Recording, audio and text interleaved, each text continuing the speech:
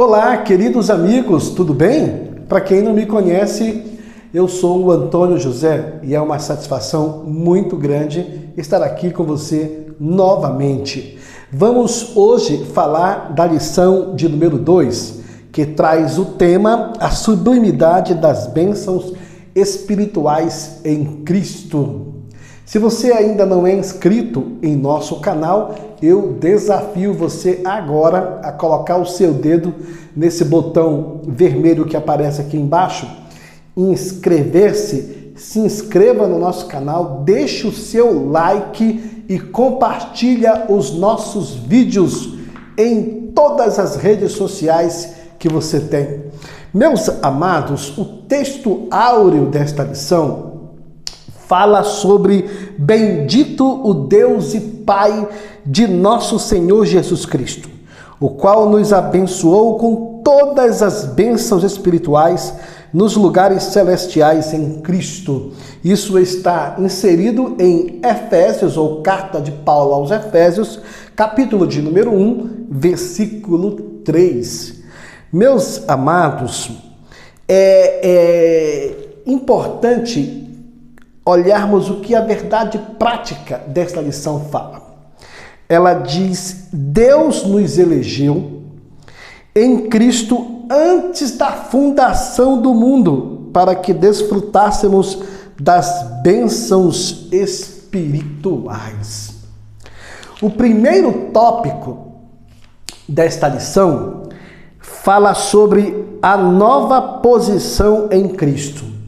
E o primeiro subtópico fala sobre a doxologia, o segundo, as bênçãos espirituais, o terceiro, a nova condição. Amados, para simplificar o vocabulário, porque muitas pessoas que nos acompanham, elas não têm um vocabulário de compreensão de muitas expressões que muitas das vezes são usadas na nossa revista da Escola Dominical.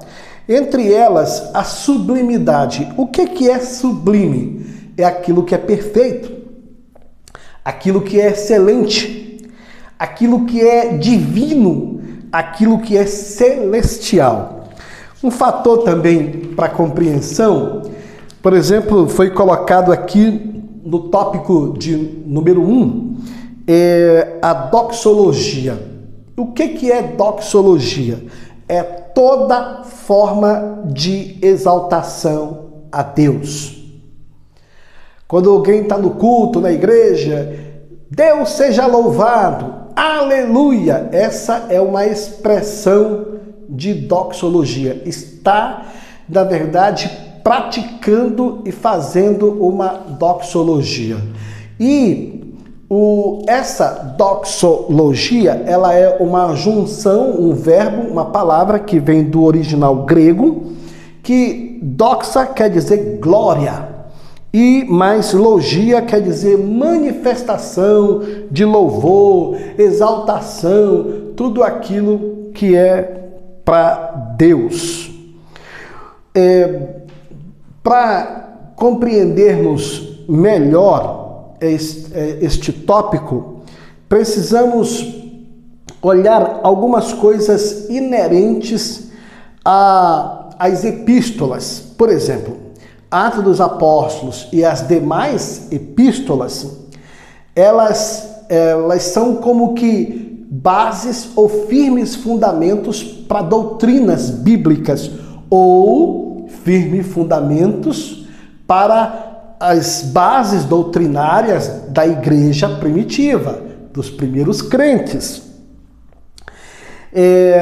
E essas bases doutrinárias, elas são como se fossem distribuídas para 5 colunas, que no Novo Testamento, nas cartas, observe-se que elas são distribuídas em forma de ministérios. O primeiro é apóstolo, o segundo são profeta, o terceiro é evangelista, o quarto são pastores e o quinto é mestres. Observando também que todas essa forma de manifestação ou essa apresentação doutrinária no Novo Testamento para a igreja primitiva, ela é inerente aqui quando é dito no número 2, onde fala sobre as bênçãos espirituais. Amados, Paulo era um homem que tinha intimidade com Deus. Tinha, na verdade, um contato excepcional com o Criador. Tem um detalhe, ele era um homem com uma mente esclarecidíssima quanto ao mundo da sua época. E o mundo da sua época era, na verdade, uma formação tripla culturalmente. Romanos, judeus e gregos. Outro fator também, quando olhamos Efésios 1:3, enxergamos que esse texto ele é usado por Deus para revelar mistérios. Observe que Paulo, ele começa a epístola exaltando o Senhor, bendito o Deus e Pai de nosso Senhor Jesus Cristo. Aí ele explana o que diz, o qual nos abençoou com todas as bênçãos espirituais nos lugares celestiais em Cristo. Observe que a posição do cristão, ela é diferente do que ele era antes. Hoje o cristão, ele está no mundo espiritual, sua condição, sua vida e o que está inserido nele é um conteúdo espiritual relevante. Por quê? Porque a palavra nos fala das bênçãos espirituais. Observe que Paulo, ele fala isso em Efésios capítulo 1, versículo 3 até o 14. Aí ele fala que nós fomos eleitos, fomos predestinados, fomos agradáveis aos olhos do Senhor, fomos remidos pelo sangue de Jesus. Ele nos acolheu, ele nos selou com a palavra da verdade, ele nos revelou e selou-nos com o Espírito Santo, e ele nos deu, na verdade, a validade das promessas, as promessas de Deus na nossa vida.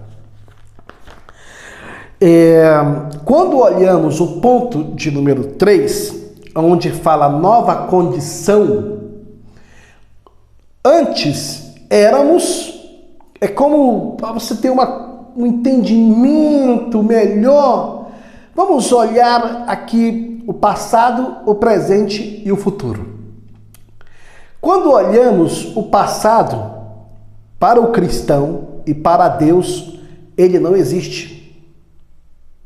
Ele não existe, porque todo o seu passado foi perdoado. O escrito de dívidas, ele foi rasgado, não existe mais. A cruz detonou o escrito de dívidas. O sangue inocente de Jesus derrubou o muro de separação que estava entre o homem e Deus. Agora, o homem é nova criatura. Observe que isso só aconteceu conforme Paulo relata, segunda epístola aos Coríntios, capítulo de número 5, versículo 17. Aquele que está em Cristo, nova criatura é. Olha só, gente, é uma afirmação. As coisas velhas já passaram. Lembra que eu disse assim que para Deus e para o crente, assim ele tem que crer que o passado não interessa mais para ele, porque as coisas velhas já passaram. Eis que tudo se fez novo. Agora é presente e futuro. Lá do passado, você só deve tirar as lições, os aprendizados e as experiências. O resto que não te edifica, deixa para lá. Fator interessante também é quando fala acerca da posição em Cristo Jesus, que agora tem uma característica que é interessante, que é para aquele que não anda mais nas trevas, é para aquele que não tem saudades das coisas lá de trás, lá do mundo.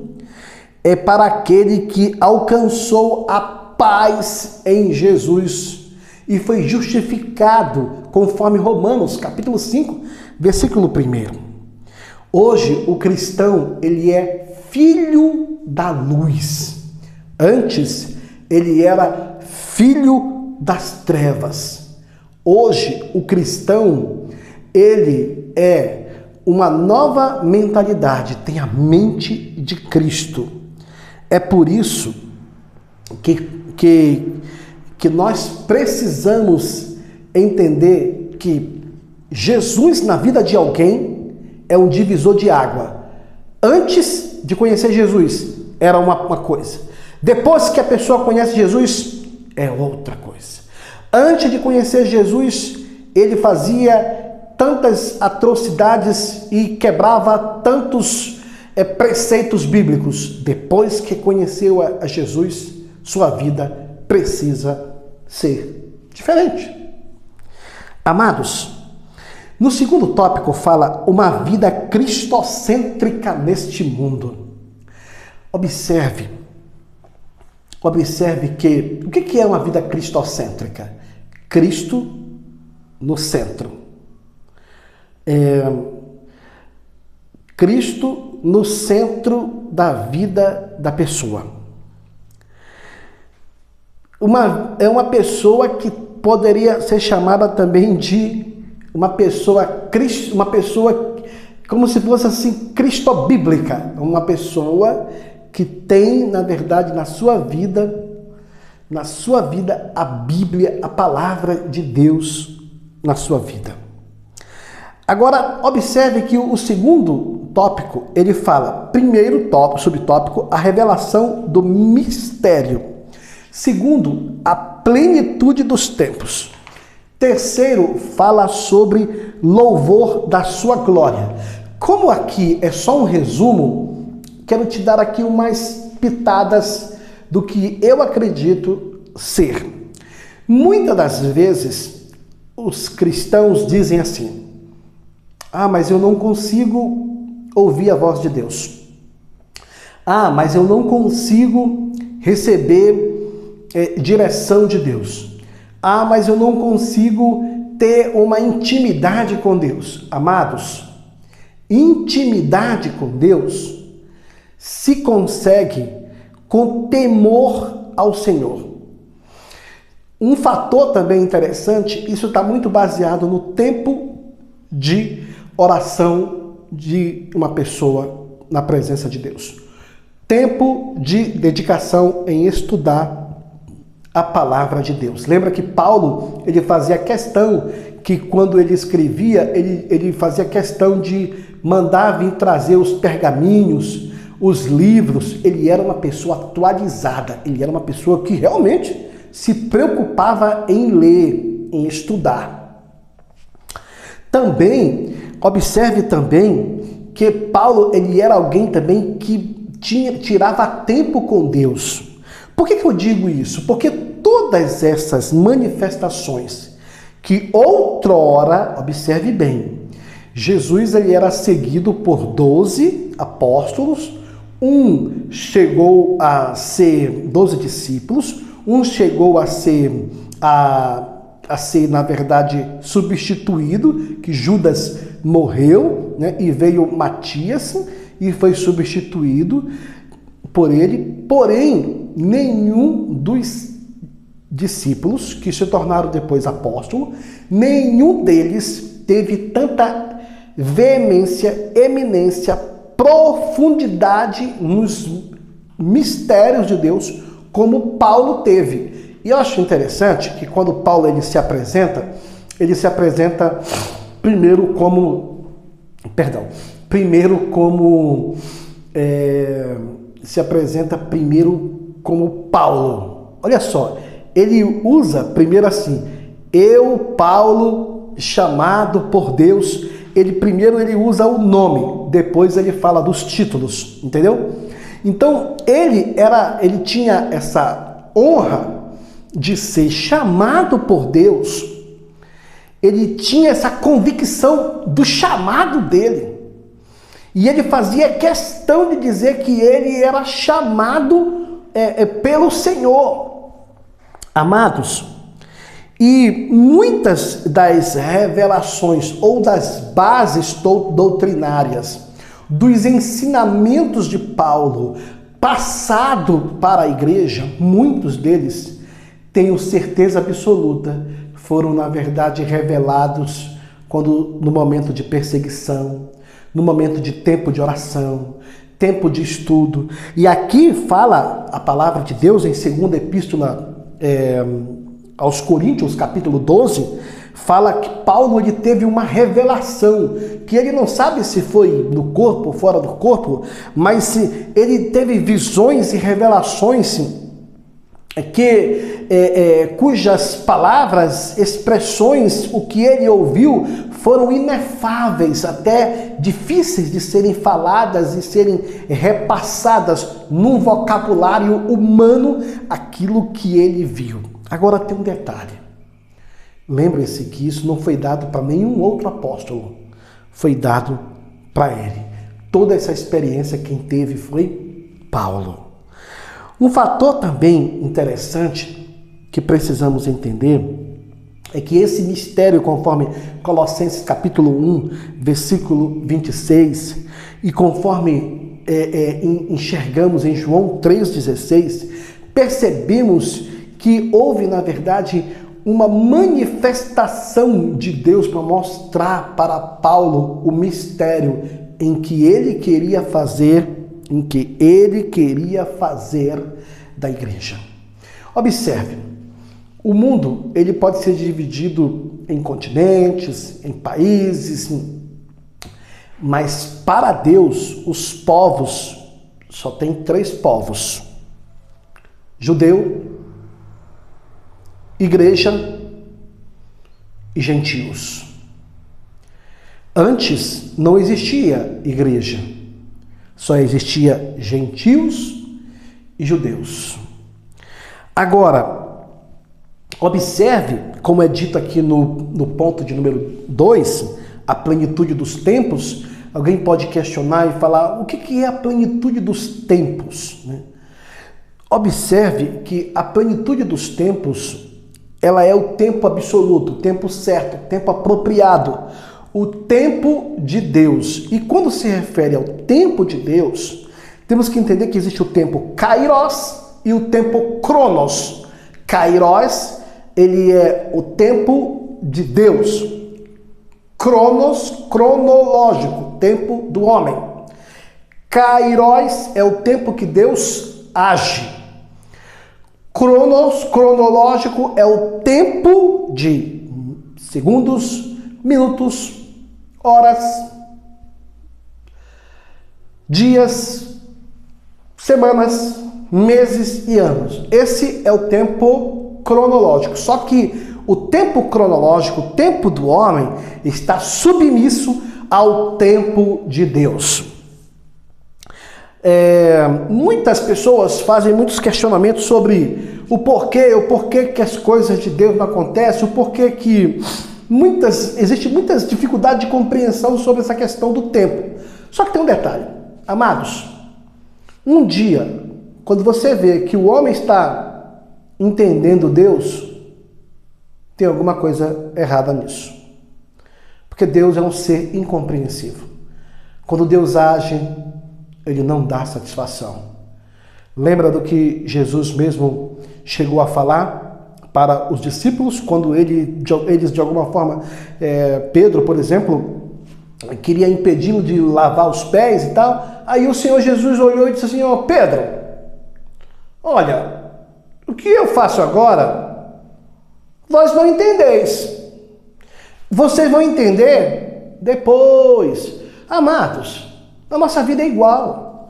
O que acontece conosco na nossa vida, a gente não sabe no momento, no presente. Vamos saber no futuro. Então, outro fator também que precisamos colocar em pauta aqui é o que diz no tópico de número 3. O Espírito Santo, penhor da nossa herança. Amados, o que é o penhor? É a garantia, é o suporte. Numa linguagem de transação financeira, seria o aporte. Aí é a segurança.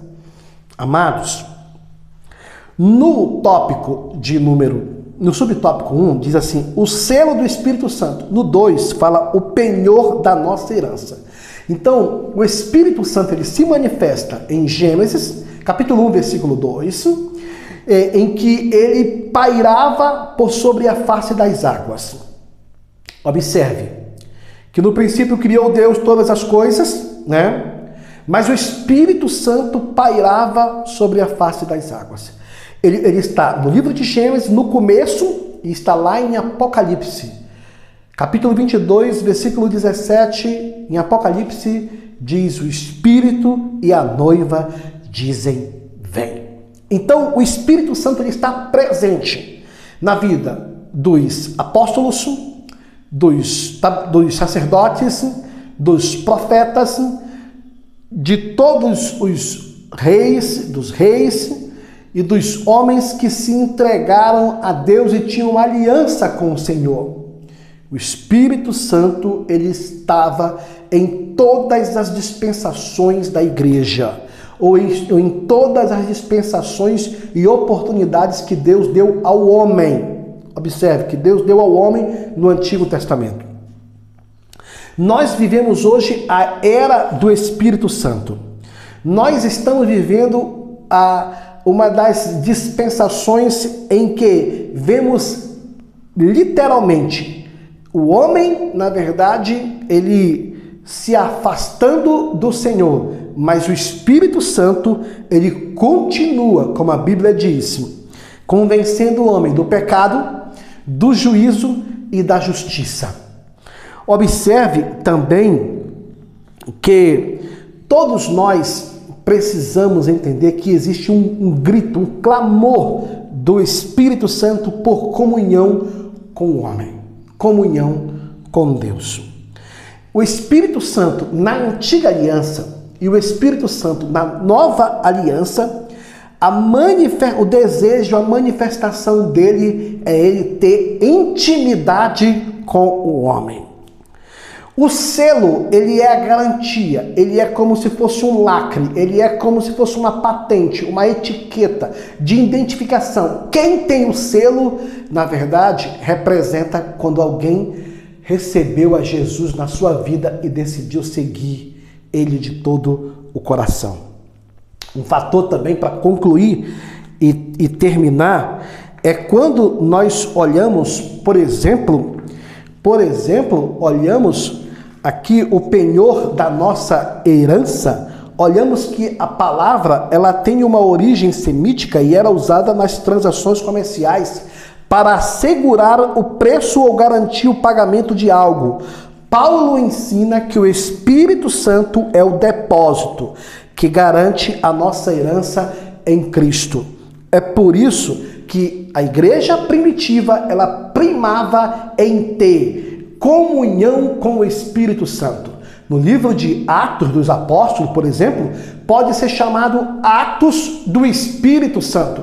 E em todas as cartas de Paulo e de outros escritores do Novo Testamento, percebe-se a ação do Espírito Santo. A igreja, mais do que nunca, inclusive nesses momentos de coronavírus, nós precisamos da comunhão com o Espírito Santo. Muito obrigado pela sua atenção. Sai daqui sem antes se inscrever no nosso canal e compartilhar os nossos vídeos. Deixe o seu like para ajudar e dar uma força para a gente, até para a gente poder postar mais vídeos e nos ajudar. Tá bom? Um abraço, fica com Deus e até a próxima aula. Valeu!